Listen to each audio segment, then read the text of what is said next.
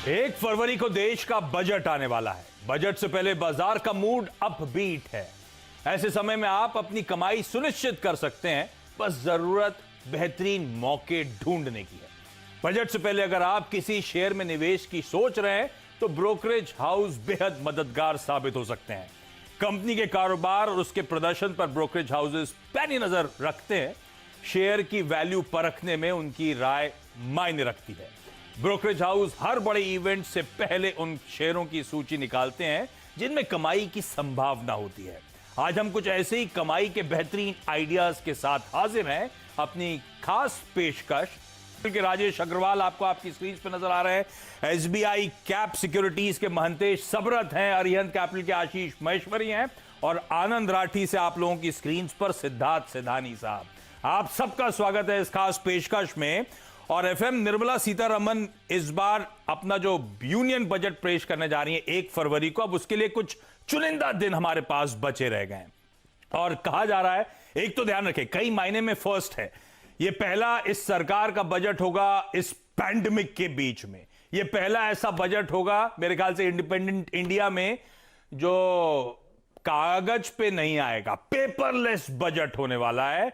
और इस बजट को लेकर होप्स वैसे ही बहुत हाई हैं क्योंकि एफएम निर्मला सीतारमण ने खुद कहा है कि बजट लाइक नेवर बिफोर, जो आपने पिछले 100 सालों में नहीं देखा होगा वैसा बजट इस बार पेश होने वाला है। तो अक्रॉस द बोर्ड होप्स बढ़ती हुई आपकी नजर आएंगी। खैर, इस शो का बेसिक प्रीमाइस यह था कि बजट में कुछ ही दिन बचे हुए हैं और बजट एक बड़ा इंपॉर्टेंट बाइनरी इवेंट होता है। इसे कैसे प्ले करा जाए, कौन से वो स्टॉक्स हैं जिन पे दाव लगाया जा सकता है, बजट में कोई अनाउंसमेंट्स आए उससे फायदा होगा। और वैसे भी ये स्टॉक स्वीट स्पॉट में हो तो फंडामेंटली अगर पिक्स रह भी गई स्टॉक्स अकाउंट में, पोर्टफोलियो में, तो आगे लॉन्ग टर्म के लिए अट्रैक्टिव हो सकते हैं। तो बजट बेट्स सेफर साइड पे जाते हुए हम इस समय लेना चाहते हैं। तो आइडिया बेसिक है कि सबसे दो पिक ली जाए। शो के एंड में हमारे पास 8 बेहतरीन आइडियाज हों, पर बजट की बात हो, इतने बड़े दिग्गज हों, तो थोड़ा बजट की बातचीत से शुरुआत करी जाए। और एक रैपिड फायर लेकर आया हूं आप लोगों के लिए। एक एक करके सवाल पूछूंगा, रैपिड फायर जवाब, क्योंकि प्रीमाइस तो आप लोग जानते हैं बेसिकली पिक्स की है, उस पर ज्यादा फोकस करूंगा। लेकिन आशीष महेश्वरी साहब, शुरुआत आपके साथ। वाकई धमाकेदार होगा या फुस्सी?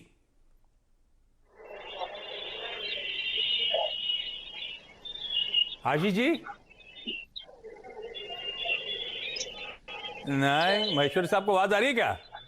ना, तो राजेश अग्रवाल साहब के पास जा रहा हूं। राजेश सर, सवाल फिर आपके लिए, ये वाकई धमाकेदार होना है या फुस्सी बजट हो, क्या लग रहा है? मुझे कोई विशेष धमाकेदार होता हुआ नहीं दिख रहा है। ओहो, तो फिर महंतेश, सेस लगेगा या टैक्स पेयर्स को रिलीफ मिलने वाली है? मुझे लगता है कि टैक्स पेयर्स को रिलीफ मिलने वाली है। कोई इनोवेटिव किस्म के रेवेन्यू गार्नरिंग टेक्निक्स या पॉलिसीज आ जाएंगी जो गवर्नमेंट इस बार टैक्स बर्डन लो होगा पर रेवेन्यू जनरेशन के मौके ज्यादा होंगे। अच्छा सिद्धार्थ, टॉप 2 सेक्टर्स जहां पे वाकई कुछ बड़े अनाउंसमेंट्स एक्सपेक्टेड हैं? देखिए, पहले तो मैन्युफैक्चरिंग और दूसरा डिफेंस, यहां पे 2 सेक्टर में मुझे लगता है धमाकेदार कुछ अनाउंसमेंट हो सकता है। आवाज आ रही होगी होपफुली आपके पास? नहीं आ रही अभी तक। ठीक है, तो आशीष सर, आ गई। बैड बैंक आएगा क्या? आ सकता है, बैड बैंक की भी एक बहुत बड़ी एक्सपेक्टेशन है। और 2 सेक्टर बहुत फोकस पे रह सकता है, मैन्युफैक्चरिंग और डिफेंस। ये 2 सेक्टर्स रडार पे रहेंगे। आशीष महेश्वरी साहब को आवाज नहीं पहुंची, डॉक्टर साहब उसको प्लीज दुरुस्त करिएगा, उनसे उनकी बेहतरीन पिक्स भी हमें आगे लेनी है। लेकिन अब मैं शुरुआत कर रहा हूं जो बेसिक प्रीमाइस था इस शो का, कुछ बेहतरीन आइडियाज, कुछ बेहतरीन स्टॉक्स जिन पे हमें करनी है इस समय चर्चा। तो अग्रवाल सर, पहला बेहतरीन बेट, एक तो बजट से पहले क्यों लेना चाहिए और क्या पसंद आ रहा है उस स्टॉक में? देखिए, पहला स्टॉक मैं जिंदल स्टील एंड पावर का देना चाहूंगा। बजट से पहले क्यों लेना चाहिए, ये सवाल का अगर जवाब दूं तो इस वजह से दूंगा कि एक तो मैन्युफैक्चरिंग में, जैसे सिद्धार्थ ने भी कहा कि कुछ एक्सपेक्टेशन है, हमारी भी एक्सपेक्टेशन है। दूसरी, ये स्टील बनाती है, रेलवे को प्रेफर्ड सप्लायर है और दूसरे सेक्टर्स को भी सप्लाई करती है। और हमारा अनुमान है कि इंफ्रास्ट्रक्चर पर सरकार का जोर रहेगा जो स्टील और सीमेंट पे पॉजिटिव प्रभाव डालेगा। अब आते हैं कि इसको ही क्यों ले, तो कोल बेस्ड स्पॉन्ज आयरन की सबसे बड़ी मैन्युफैक्चरिंग कैपेसिटी है पूरे वर्ल्ड में। रेलवेज को 125 मीटर की लॉन्ग सप्लाई करती है, जो कि कोई और कंपनी के पास वो क्षमता है ही नहीं। कंपनी का पुरजोर कोशिश ये है कि डेट कम किया जाए। कंपनी ने कहा है कि FY23 तक वो 15,000 करोड़ का डेट कर देंगे, जो पिछले दिनों 37,000 करोड़ का हुआ करता था। तो आप समझ लीजिए डेट इतना कम होता है तो ऑब्वियसली बात है कि मार्जिन सुधर जाएंगे। कल जो नतीजे आए बहुत ही शानदार नतीजे आए। अगर आप देखो तो लॉस से मुनाफे में आई कंपनी। वॉल्यूम बहुत हाई थे, सेल्स रियलाइजेशन हाई थे, डिमांड बढ़ती जा रही है और सबसे बड़ी बात है कि एबिटा पर टन जो 13,000 रुपये का आया है, वो मैनेजमेंट ने ये दर्शाया है आज सुबह आपके सिस्टर चैनल पे कि वो चौथी तिमाही में भी वही मैनेज करते हुए नज़र आएंगे। तो इस तरीके से मैं समझता हूँ कामकाज भी बेहतर हो रहा है। और दूसरे इनके दोनों सेक्टर, भले वो पावर के हों या स्टील के हो, दोनों ही बेहतर परफॉर्म कर रहे हैं। डेट रिडक्शन हो रहा है, डिमांड बढ़ती जा रही है। मुझे लगता है ये बहुत अच्छी पिक साबित हो सकती है। मध्यम अवधि में हमारा अनुमान है ये 350 रुपए तक जा सकता है। अरे वाह, तो Jindal steel and power limited JSPL, ये वो पहला स्टॉक है जो बजट और अदरवाइज भी तमाम हाइलाइट्स बता दी अग्रवाल साहब ने, फाइनेंशियल्स को लेकर, आगे के आउटलुक और ट्रेजेक्टरी को लेकर। इस स्टॉक को आप रखना है 350 के टारगेट्स के लिए यहां पे अप्रोच करें। महंतेश, आपकी तरफ से पहला बजट बेट कौन सा होगा सर? हमारी तरफ से हमने चुना है प्रॉक्टर एंड गैम्बल हेल्थ। देखिए, ये एक कंपनी है जो VMS सेगमेंट में है। VMS यानी विटामिन मिनरल्स एंड सप्लीमेंट्स, इस सेगमेंट में है। पिछले कुछ सालों में इस कंपनी में प्रॉक्टर एंड गैम्बल ने निवेश किया हुआ है। यानी पहले ये कंपनी हुआ करती थी मर्क के नाम से। तो दिसंबर 2018 में प्रॉक्टर एंड गैम्बल ग्लोबली उन्होंने ये health supplements and consumer health related जो बिजनेसेस है उसकी मर्क से उन्होंने खरीदारी की हुई थी। Over a period of time, अगले 5-6 महीने में इस कंपनी के ऊपर उन्होंने फाइनल अप्रूवल्स के साथ टेक ओवर कर लिया है। तो लगभग अभी 1.5 साल हुए हैं, 2 साल होने को आ रहे हैं। इस कंपनी में प्रॉक्टर एंड गैम्बल ने कमाल का टर्न अराउंड किया हुआ है मार्जिन्स में। पिछले 4 क्वार्टर्स में लगातार इसकी मार्जिन्स बढ़ रही है। अब ये देखिए, बजट में जब गवर्नमेंट की तरफ से हेल्थ के ऊपर ज़्यादा फोकस आएगा और हेल्थ बजट बढ़ेगा, तो हमारा अनुमान यह है कि प्राइमरी हेल्थ सेंटर्स की नीड बढ़ेगी, उसमें निवेश ज़्यादा होगा। और जैसे प्राइमरी हेल्थ सेंटर्स बढ़ते हैं तो डॉक्टर्स की तरफ लोग जाना ज़्यादा पसंद करेंगे और ज़्यादा पेनिट्रेशन होगा। और डॉक्टर लेड प्रिस्क्रिप्शंस जो होती हैं, खासकर कि VMS सेगमेंट में, यानी विटामिन मिनरल सप्लीमेंट्स में, इन प्रिस्क्रिप्शन से PNG की हेल्थ की बिजनेस में बढ़ोतरी होगी। हमारा टारगेट हमने रखा है 8030 और हमें लगता है कि जैसे ये कंपनी धीरे धीरे टर्न अराउंड कर रही है, कॉस्ट एफिशिएंसी ला रही है, इसमें बजट के बाद भी मोमेंटम बना रहेगा। बजट और बजट के बाद भी, और सही में मैंने कहा था पहला बजट होगा इस पैंडेमिक के दौरान, तो बहुत बड़े बड़े ऐलान एक्सपेक्टेड हैं और उसमें हेल्थ केयर एक बड़ा थ्रस्ट एरिया, एक बड़ा थ्रस्ट वर्टिकल होगा। उसको प्ले करने के लिए एक बेहतरीन पेडिग्री वाली कंपनी आप लोगों की स्क्रीन पर PNG हेल्थ के थ्रू उस तेजी को भुनाया जा सकता है। 7,000 ऑड लेवल्स का स्टॉक 8,000 के पार जाने की कर रहा है तैयारी। आशीष सर मुझे अपनी स्क्रीन पर नजर आ रहे हैं, इससे पहले फिर से ऑडियो क्लिप हो जाए, दिक्कत आ जाए। महेश्वरी सर, वो मैंने ना शो की शुरुआत करी थी कुछ रैपिड फायर के साथ, अब वो तो खैर हो गए सवाल, लेकिन शुरुआत में ना राजेश अग्रवाल साहब ने डरा दिया कि मैंने उनसे एक सवाल पूछा था कि बहुत बड़ा बजट 100 साल में, निर्मला मैम कह रही है ऐसा बजट देखने को नहीं मिलेगा। तो मेरा सवाल था क्विक फायर के लिए, रैपिड फायर के लिए, कि वाकई धमाकेदार होगा या फुस्सी? तो वो तो कह रहे हैं बड़ा धमाका देखने को नहीं मिलेगा। आपका क्या मानना है? मेरा भी यही मानना है आशीष कि बहुत ज्यादा एक्सपेक्टेशन नहीं रखना चाहिए बजट से, क्योंकि पिछले 6 महीनों में सरकार ने जितने सारे बड़े बड़े जो इनिशिएटिव्स थे वो काफी कुछ ले लिए हैं। तो मेरा मानना है कि इस बहुत ज्यादा पाथ ब्रेकिंग बजट होगा ऐसा मुझे नहीं लगता, कि गवर्नमेंट के पास भी अपने कॉन्स्टेंट है रेवेन्यू को लेकर। तो जो बड़े बड़े सेक्टर्स हैं जहां से ज्यादा स्पेंडिंग करके आप इकोनॉमी को पुश कर सकते हैं, वहां जरूर आपको। तो फिर ये 100 साल में ऐसा कहा उन्होंने कि 100 साल में never seen before like budget, तो ये मतलब ये पेपरलेस है, यही खासियत होने वाली है क्या? मेरा मानना है थोड़ा उसको बाद में एनालाइज करेंगे बजट के आने के बाद। ठीक है, वो करेंगे। हाँ ठीक, अभी उसमें ज्यादा स्पेकुलेट नहीं करते। होप्स हैं, फिंगर्स क्रॉस्ड कि इस बार कोई बढ़िया आउट ऑफ द बॉक्स कोई बोल्ड आइडियाज इस बजट में सामने आए। लेकिन आशीष सर, अच्छा पहला स्टॉक कौन सा आपकी तरफ से बिग बजट बेट्स में? मेरा पहला स्टॉक रहेगा महिंद्रा एंड महिंद्रा। मेरा मानना है कि बिल्कुल इस स्टॉक को प्री बजट बाय किया जा सकता है, क्योंकि इस स्टॉक के पास में मल्टीपल जो ट्रिगर्स हैं वो बजट से आ सकते हैं। तो उसके बारे में एक एक करके बात करते हैं। सबसे पहले जो सरकार का मेजर फोकस रहेगा वो रूरल स्पेंडिंग की तरफ, जैसा हमेशा रहता है, वो इस बार भी रहने वाला है। और कई सारे एग्री जो रिफॉर्म्स हैं वो आपको देखने को मिलेंगे, तो जिसका direct beneficiary Mahindra and Mahindra रहेगा। ऑलरेडी उनकी जो ट्रैक्टर सेल है वो रिकॉर्ड सेल उन्होंने पिछले कुछ महीनों में किया है, और जो चीपर क्रेडिट है उसका भी बेनिफिट एग्री कंपनीज को मिलेगा। इसके अलावा मेरा ये मानना है कि ईवी को लेकर भी शायद इस बार कुछ इलेक्ट्रिक व्हीकल को लेकर भी कुछ अनाउंसमेंट हो सकते हैं। और महिंद्रा एंड महिंद्रा के पास में 2 कार ऑलरेडी हैं जो 10 लाख रुपए के अंडर की है, और 1 कार वो नई लॉन्च करने जा रहे हैं। तो इसके कारण से महिंद्रा एंड महिंद्रा में भी और पर्टिकुलरली ईवी के अनाउंसमेंट्स को लेकर भी इसमें थोड़ा एक्साइटमेंट बना हुआ है। स्टॉक ने अभी भी उतना अच्छा परफॉर्म नहीं किया है जितना पीयर सेट्स ने किया है, तो मुझे लगता है कि यहाँ पर काफी पोटेंशियल प्री बजट बाइंग के लिए भी है।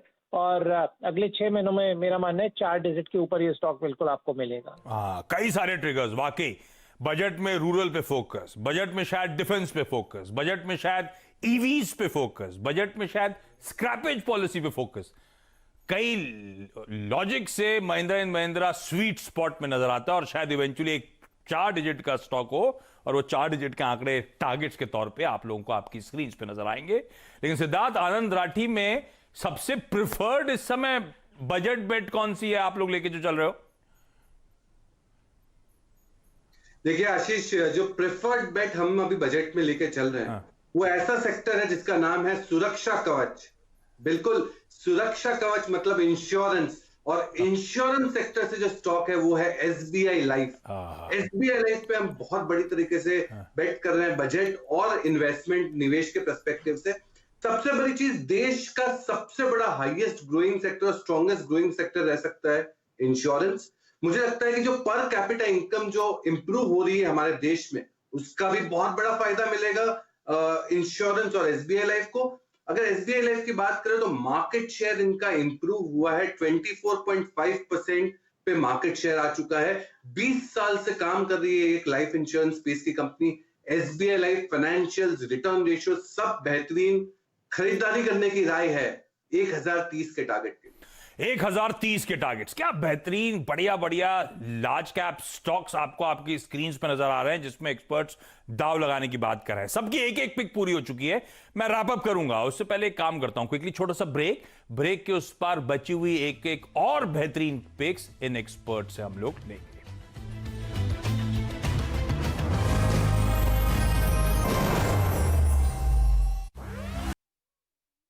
एनजी हेल्थ हाईलाइट किया था, तो इस बार हम भारत फोर्ज को रेकमेंड कर रहे हैं। जैसे कि आप जानते हैं डिफेंस एक इम्पॉर्टेंट एरिया है। आजकल डिफेंस की चर्चा बहुत हो रही है। गवर्नमेंट ने डिफेंस में एफडीआई लिबरलाइज करा हुआ है, जो कि अब 74% हुआ है। तो भारत फोर्ज ऐसी कंपनी है जो apart from its other businesses, उनका डिफेंस पे भी फोकस रहा है, और वो ये उम्मीद लगा के रखे हुए हैं कि उनकी जो आज डिफेंस का जो रेवेन्यू कंट्रीब्यूशन जो 5% है, 5% है, वो चाहते हैं कि उसका डबल हो जाए in a matter of let's say 2 years. तो उनका टारगेट यही है कि FY23 तक डिफेंस का contribution to their budget, to their revenues भी अबाउट 10%। तो आप जानते होंगे कि भारत फौज ने कुछ आर्टिलरी सिस्टम्स डेवलप करी हुई हैं, कुछ एयर डिफेंस सिस्टम्स बनाई हुई हैं। They are into armoured vehicles as well, and they have been doing some electronic components, जो कंपोनेंट्स लगती हैं for control of all these systems. तो उनको इनकी कोई ब्रेक थ्रू ऑर्डर अभी तक मिली नहीं है। हमें लगता है कि इस बजट के बाद उनको कुछ ब्रेक थ्रू ऑर्डर्स मिलेंगी। वैसे भी भारत फोर्ज का ओवरऑल बिजनेस जो है अभी रिकवर हो रहा है। उनका प्राइमरी बिजनेस आप जानते हो कि they make high performance and highly engineered forging components जो की जाती हैं गाड़ियों में, जो की जाती हैं कमर्शियल व्हीकल्स में। नॉर्थ अमेरिका में कमर्शियल व्हीकल्स में जो एक्सल लगता है, फ्रंट एक्सल, उसमें उनकी मार्केट लीडरशिप है। तो जो सीवी बिजनेस है बोथ अमेरिका और इंडिया में हम देख रहे हैं कि रिकवरी हो रही है। अमेरिका में जो क्लास 8 ट्रक्स की ऑर्डर्स होती हैं वो ऑलरेडी बढ़ चुकी हुई हैं जुलाई से, और इंडिया में भी जो साइक्लिकल डाउनटर्न हुआ है सीवी में वो अभी रिकवरी हो रही है। तो हमें ये लगता है कि इसके लिए कि Bharat Forge will be able to recover quite strongly. Base business बढ़ेगा, डिफेंस बिजनेस भी आ जाएगा। बिल्कुल ठीक। तो solid company Pune based Bharat Forge Baba Kalyani की, और डिफेंस में जो पकड़ मजबूत करी उससे और कन्विक्शन बढ़ रहा है इस स्टॉक को लेकर। आशीष सर, अगला स्टॉक कौन सा? पहला हमने महिंद्रा एंड महिंद्रा की बात करी, एक दिग्गज। अगला पिक कौन सा होगा? जी, अगला पिक मेरा रहेगा लार्सन एंड टुब्रो। मेरा मानना है एल&टी को काफी सारा बेनिफिट होने वाला है इस बजट के अनाउंसमेंट के बाद में, क्योंकि ये भी उन सारे सेक्टर्स में जहां पर आप कुछ भी कर लें, कुछ ना कुछ अनाउंसमेंट और बिग टिकट स्पेंडिंग आने वाली है। तो जैसे जो भी एक इंफ्रास्ट्रक्चर का जितना भी स्पेंडिंग बढ़ेगा, सबसे बड़ा कॉन्ट्रैक्टर आज इंडिया में जो रोड प्रोजेक्ट्स के लिए है वो है एल&टी। इसके अलावा डिफेंस में प्राइवेट सेक्टर में देखा जाए तो एल&टी वहाँ पे भी नंबर 1 प्लेयर है। कंस्ट्रक्शन में चूंकि मेरा मानना है कि काफी सारा मास हाउसिंग को लेकर भी इस बार काम होगा, और पब्लिक सेक्टर के भी जो इन्वेस्टमेंट्स हैं उनको भी बढ़ाया जाएगा, तो एल&टी को ही एक बड़ा बेनिफिट मिलेगा। इसके अलावा सरकार ये भी चाहती है कि जो मेट्रो प्रोजेक्ट्स हैं या जो बड़े इंफ्रास्ट्रक्चर प्रोजेक्ट्स हैं वो डोमेस्टिक प्लेयर्स को ही मिले, तो वहां पर भी एल&टी की जो ऑर्डर बुक है वो काफी आगे जाके बढ़ने वाली है। तो एल&टी एक बेहतरीन बाय रहेगा बजट के पॉइंट ऑफ व्यू से। ठीक है, M&M, उसके बाद लार्सन एंड टुब्रो, एल&टी। अरे मुझे लगा आप लोग कुछ बड़ी बड़ी मिड कैप दिखाओगे, स्क्रीन पे आएंगे। सब दिग्गज लार्ज कैप से फोकस है। ठीक है, जहां पे कंफर्ट हो वही स्टॉक्स हाईलाइट करे जा रहे हैं, और कंफर्ट आप लोग देख रहे हैं सारे एक्सपर्ट्स का किस तरह की पेडिग्री के स्टॉक्स पर है। सिद्धार्थ, अगला स्टॉक कौन सा? आनंद राठी जिस पे बेट कर रहे हैं इस समय। अगला स्टॉक जो है वो हमारे देश को गर्व से सर ऊंचा करने वाला स्टॉक, डिफेंस की company Hindustan aeronautics. Fighter aircraft, military helicopters का डिजाइनिंग, मैन्युफैक्चरिंग करने वाली कंपनी। अभी हाल में 48,000 करोड़ का तेजस एयरक्राफ्ट परचेज करने की कैबिनेट की अप्रूवल आई, वो भी HAL हिंदुस्तान एरोनॉटिक्स के लिए फायदेमंद। 54,000 करोड़ का ऑलरेडी ऑर्डर बुक है, अच्छे मार्जिन, अच्छा रेवेन्यू। मुझे लगता है हिंदुस्तान एरोनॉटिक्स को खरीदना चाहिए medium to long term perspective से। 1150 का टारगेट। वाकई वो 46-47 हजार करोड़ रुपए का ऑर्डर जो आया वो इंटेंट दिखाता है सरकार की कि आत्मनिर्भरता पे किस तरह से तवज्जो, किस तरह से जोर दिया जा रहा है। HAL को रेडा पे रखिएगा खरीदारी करने के मौके। और राजेश अग्रवाल सर, पहला स्टॉक जबरदस्त था JSPL, अगला कौन सा स्टॉक बेट है? देखिए, अगर आप इस पेंडेमिक में देखें तो सबसे ज्यादा जो सेक्टर की हालत खराब हुई, प्रभावित हुआ, वो था ट्रैवल एंड टूरिज्म। यस। और मुझे लगता है कि कुछ ना कुछ उसके लिए आएगा, और उसमें सबसे बड़ा बेनिफिशियरी IRCTC हो सकता है। चारों ही डिवीजन, फिर वो टिकटिंग के हो, केटरिंग के हो, पानी के हो या भ्रमण के हो, चारों ही अच्छे थे। पैंडेमिक के कारण से दिक्कत में आई। इस वक्त भी अगर आप देखेंगे तो जो प्री कोविड लेवल की बुकिंग थी 9 लाख टिकट पर डे की, उसकी जगह भी 5 लाख तक वापस आ गई है। तो अगर वहाँ कुछ बढ़ावा आता है, कंपनी को बेनिफिट होगा। डेट फ्री कंपनी है, रिटर्न रेशियोज अच्छे हैं। जो ओवरहैंग था कि गवर्नमेंट का ऑफिस आएगा वो भी आ चुका है। और मुझे लगता है कि मध्यम अवधि में 1600 और लंबी अवधि में 1900 के टारगेट के साथ इसमें निवेश करना है। IRCTC पे दाव लगाना है। तो 8 बेहतरीन पिक्स हमारे पास आ चुकी हैं। डॉक्टर साहब, स्क्रीन पे क्विकली वो रैप अप दिखाइएगा जो स्टॉक्स जिनकी आज चर्चा हुई। बजट से पहले ये बेहतरीन पेडिग्री के स्टॉक्स जिन पे आप बेट लगा सकते हैं, जिन पे आप दाव लगा सकते हैं। SBI कैप कह रहे हैं भारत फोर्ज और PNG हेल्थ। आनंद राठी सिक्योरिटीज का कहना है SBI लाइफ और हिंदुस्तान एरोनॉटिक्स।